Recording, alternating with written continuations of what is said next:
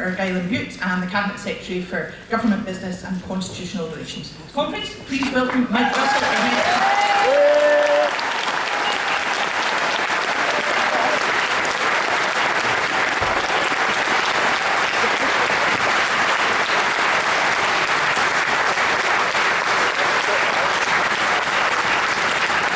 Kirsten, thank you. First of all, good luck with your first conference in the chair. Convener, fellow delegates, I should say too, welcome to Edinburgh. It's great to be standing here in our capital city this morning and standing behind this one big, in every sense of the word, hope. We're in a week when my colleagues and I have been portrayed as superheroes. I'm sorry I'm not wearing my Thor costume today. I think when we were seated, it was a bit tight. But you won't be surprised then that I start this welcome address with a bit of mythology.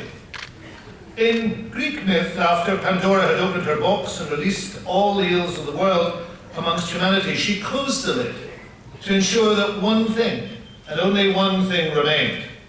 And that was hope. Hope, according to the proverb, springs eternal.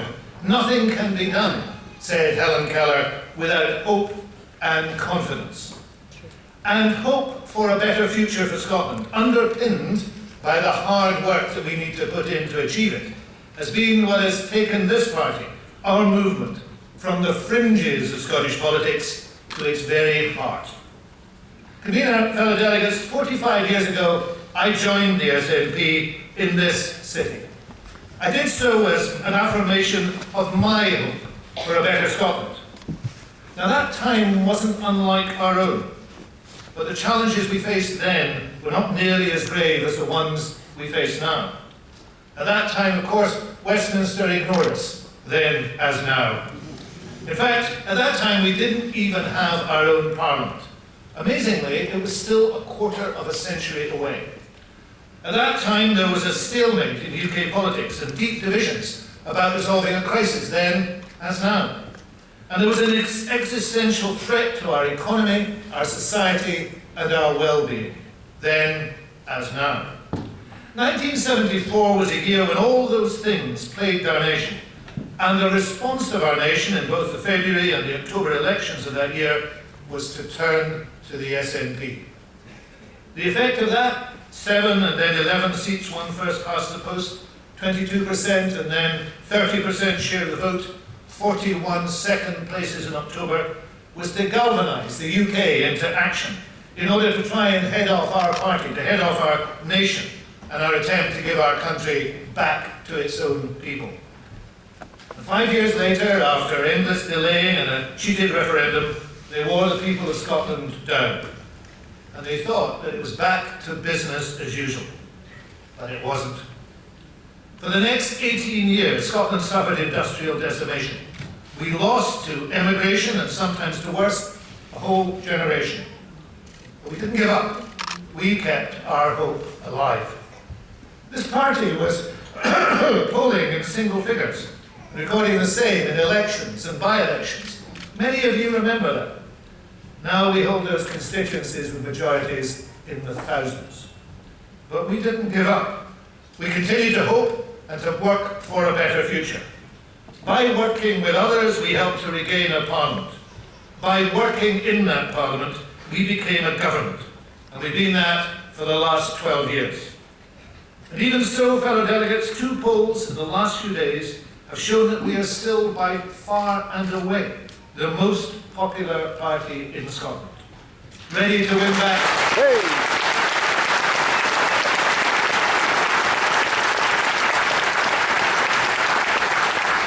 Ready to win back seats in a Westminster general election and working for victory in next month's European election. And that is because our fellow citizens, the people we live amongst and work amongst, recognise that we have achieved much for Scotland. Too much to list, even in all the steps that are outside there. But here's just a few of the high points. Over 20,000 baby boxes have welcomed new Scots into our country.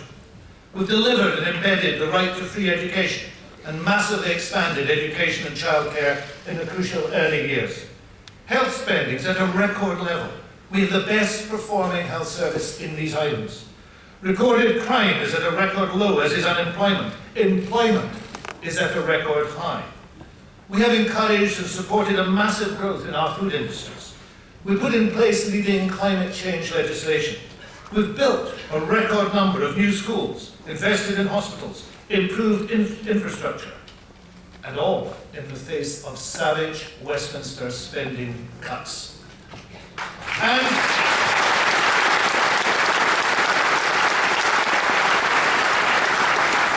And we secured a referendum on independence, which alas, we didn't win. But we don't give up. And we're now faced with a dislocation the like of which we have never seen before. Brexit, if it happens, will deliver a devastating blow. It will destroy thousands of jobs. It will, by driving away talented and welcome EU citizens, undermine whole industries and increase depopulation in our rural areas. And trying to deliver that poisoned policy is the most intransigent, the most arrogant UK government ever. It has shown contempt for Scotland and the views of the people.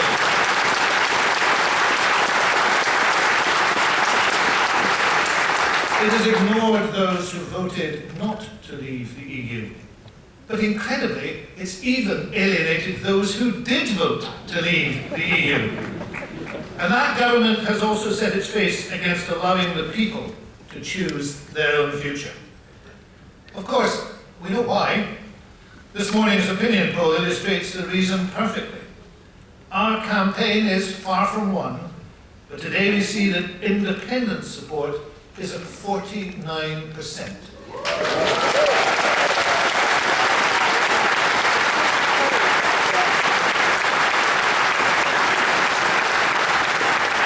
We're not there yet, but no wonder they're running scared, because we don't give up. And because we've led from the front with reasoned arguments and confidence in them, because we have had and continue to have hope, people are once again turning in their numbers to the SNP in this time of crisis and confusion.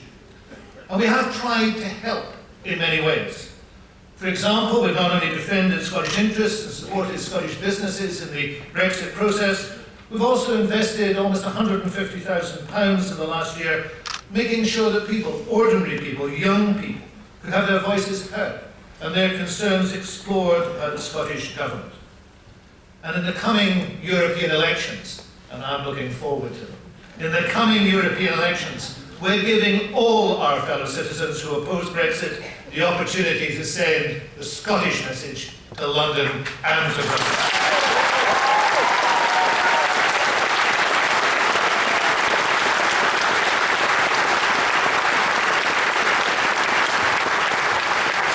All these things mean that many people are more than thankful that there now is a Scottish Parliament and a Scottish party there to speak for them. And Scotland is becoming a better country to live in because the people of Scotland have a parliament, despite tooth and nail oppositions from the Tories over many years, which we shouldn't forget. And they've chosen the SNP as their government to work tirelessly for the people every day of their day job in the parliament. But we're doing more too.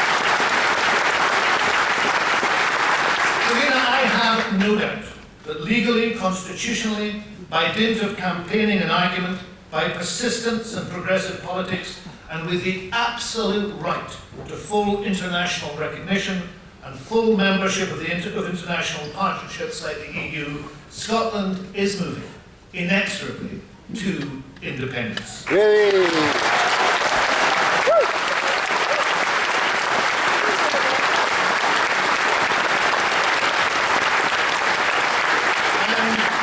We will get there, as long as we take the right path in the right way. A path in the way set out by the First Minister on Wednesday. Convener, it's not hard to find negative reasons, based on absolute dismay at appalling Westminster behaviour, which would drive any sensible, rational person into supporting a Scotland with a clear, direct and independent voice in the EU and in the world. Brexit's not the only reason for changing our constitutional status, but it is a massive object lesson in the continuing failure of an archaic, deeply divided and out-of-touch Westminster system, which looks, sounds and is well past its sell-by date.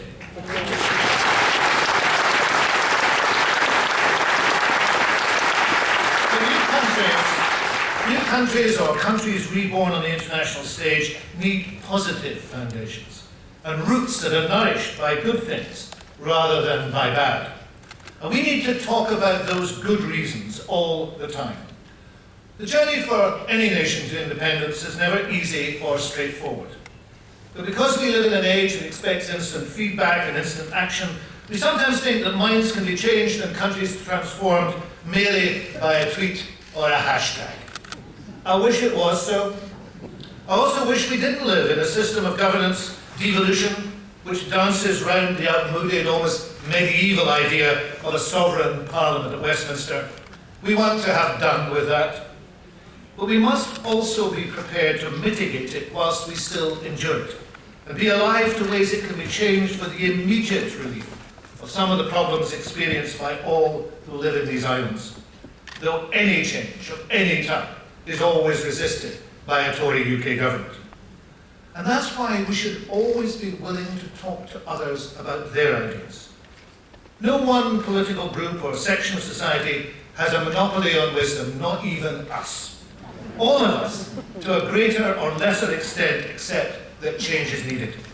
So we should all be open to listening as well as talking. And that's what I pledge myself to do with the other parties in the coming weeks and months. Without compromising principles or beliefs on any side and about anything. Of course, we think that nothing will in the end serve any nation, anywhere, as well as equality. And there is a constitutional escape route to equality, which this party had the wisdom to ensure was built in to what was agreed 20 years ago when devolution was finally enacted. There is a political way to overcome the constitutional blockage, and it's been used politically before. We saw how it worked in 2012 when the Edinburgh Agreement opened the door to the 2014 referendum. The people instructed a Scottish government to seek such an order, and their voice prevailed despite initial refusals by the Westminster government. And earlier we saw how the idea behind it, the idea of democracy, of Scottish popular sovereignty, worked even before our Parliament was restored, because it was a political movement that in the end overturned another refusal of the Tories to respond to the democratic wishes of Scotland. It was Callan Kenyon Wright who expressed it best. Referring in 1989 to a likely Thatcherite veto of Scottish aspirations, he asked what would happen when, as he put it, the voice we know so well says, "We are no, and we are the state." Well, he responded rhetorically, "We say yes, and we are the people."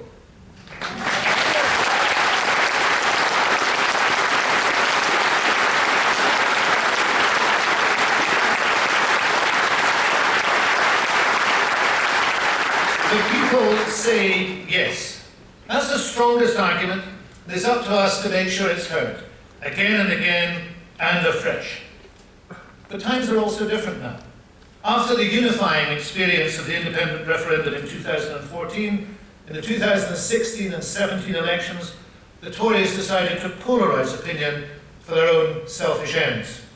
Now public opinion is turning on them. But the legacy of polarisation is poisonous, and the further polarising effect of Brexit, added to that brew, has changed our politics utterly. So as we prepare to enter into a new state, we must shed the bitterness and division of the old state. 167 years ago, Abraham Lincoln pointed that out in a message to Congress. In a time of huge suffering that changed his nation in the most extreme way, he still pointed forward. The dogmas of the quiet past, he said, are inadequate to the storied present. The occasion is piled high with difficulty, and we must rise with the occasion. And he went on, as our case is new, so we must think anew and act anew. We too have to rise to the occasion. We have to recognise that the past dogmas don't meet the present challenge. We must therefore think anew and act anew in order to create something new, a new Scotland. And we must do it in the way that Lincoln called plain, peaceful, generous, just. A way which he said, if followed, the world will forever applaud. So we must do it together, not just within parties that already want it to happen, but with all our fellow citizens. We need to encourage everyone who lives here to play a part in building our new national story. We need to encourage those people not by ignoring them, or by insulting them, or by challenging them in ways to which they can't respond.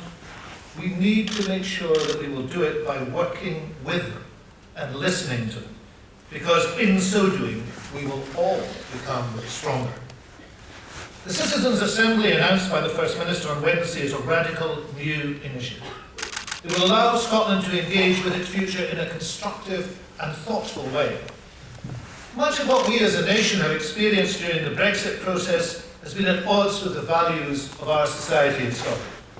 We must now find ways to ensure that those values, our principles, are enshrined in our governments, and our fellow citizens can help us to do so. And the time is right to think anew and act anew as we approach the 20th anniversary of the Scottish Parliament. That Parliament, long fought for, was itself a result of an exercise to determine options for Scotland's future. The Constitutional Convention was largely a vehicle for those already engaged in civic life and politics in Scotland, but the tradition is important.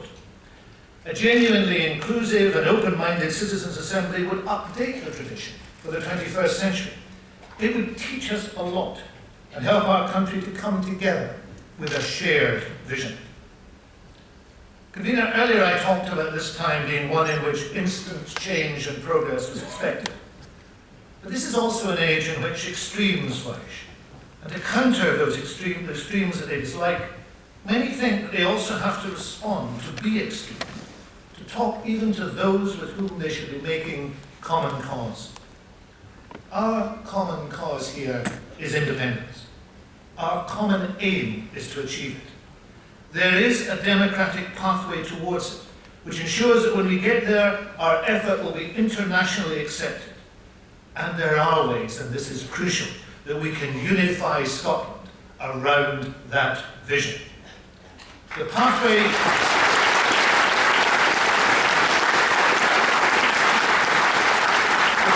is broad. We need to walk it with all our fellow citizens. Convener, this is the first time that our parties met in conference in Edinburgh for a long time. It's a great pleasure for me to deliver this welcome address because it lets me celebrate this great city. I'm lucky in having lived my life in both the west and the east of Scotland, which, as we all know, is a real fundamental divide in Scotland. I was brought up in Ayrshire, live in Argyll. I got there via the Western Isles, but also via Edinburgh, where my mother went to school, where my grandparents lived for most of their lives, where I went to university, had my first job, where I've kept coming back, eventually as a member of the first Parliament to sit in the city in 292 years. That great international Scot, Ricky DeMarco, exhibiting this year at the Venice Biennale at the age of 87, got it right about this place when he observed that Edinburgh belongs to the world. Edinburgh, its architecture, its cultural richness, its landscape, does belong to the world, as Scotland belongs in the world. And we must redouble our efforts to join that world as an equal nation once again. Edinburgh was also the home of that great veteran nationalist Paul Scott, who gave so much to his country and to his party, and whom we lost only a few weeks ago. Of his many works, I particularly value his 1992 book on Andrew Fletcher and the Treaty of Union. Scott points out that the central to Fletcher's political philosophy was the idea of the autonomy of a small state such as Scotland being best exercised by cooperation across Europe. And he concludes the book with this observation: Scotland and Europe may now, at last, be on the brink of achieving a settlement with a recognisable affinity to Fletcher's proposals for a right regulation of governments for the common good of mankind. That was written almost 30 years ago. It was very prescient. And how much closer we are to it today, thanks, of course, to lifelong, determined, passionate, hard-working nationalists like Paul Scott. And we will be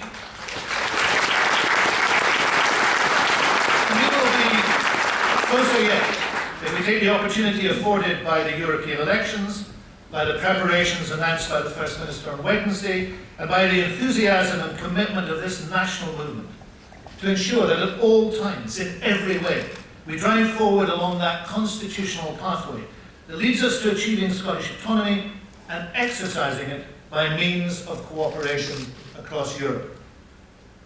Convener, fellow delegates, I'm as hungry for that as I was 45 years ago in this city when I joined this party, starting out on a political and lifetime journey that has led me here. There's still a distance for us still to go, but we have come a vast distance already.